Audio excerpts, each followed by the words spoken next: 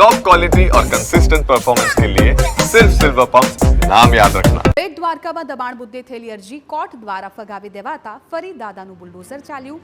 બેટ બાલાપર વિસ્તારમાં કબ્રસ્તાન, ધાર્મિક અને બિનઅધિકૃત દબાણ દૂર કરાયા। ગૌચરની જગ્યા પર પણ બુલડોઝર ચાલ્યું। પોલીસ સહિત 800 સુરક્ષા જવાનો સહિતની ટીમ ખડે પગે તાત્કાલિક બુલડોઝર ફેરવી અંદાજે 1.75 કરોડની જગ્યા ખુલ્લી કરાઈ। અંદાજે 6500 સ્ક્વેર ફીટ જગ્યા ખુલ્લી કરાઈ છે। 9 દરગાહ, એક મસ્જિદ, એક મદ્રેસાનું બાંધકામ દૂર કરાયું। 3 અન્ય ધાર્મિક બાંધકામ પણ હટાવાયા। કુલ 14 ધાર્મિક સ્ટ્રક્ચર ડિમોલેશન કરવામાં આવ્યા। તો કોર્ટે વકફ દ્વારા ડિમોલેશન પર રોક માંગતી તમામ અરજી ફગાવી દીધા બાદ કામગીરી હાથ ધરાઈ। બેટ દ્વારકા વિસ્તારમાં ગૌચર જમીન પર આવેલી મસ્જિદ, મદરસા અને દરગાહ ધરાશાયી કરવાની પ્રક્રિયા પર રોક મૂકવાની માંગ સાથે અરજી કરી હતી।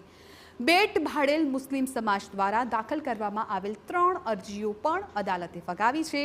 કોર્ટના ચુકાદા પર સ્ટે માંગતી અરજી પણ કોર્ટે ફગાવી છે।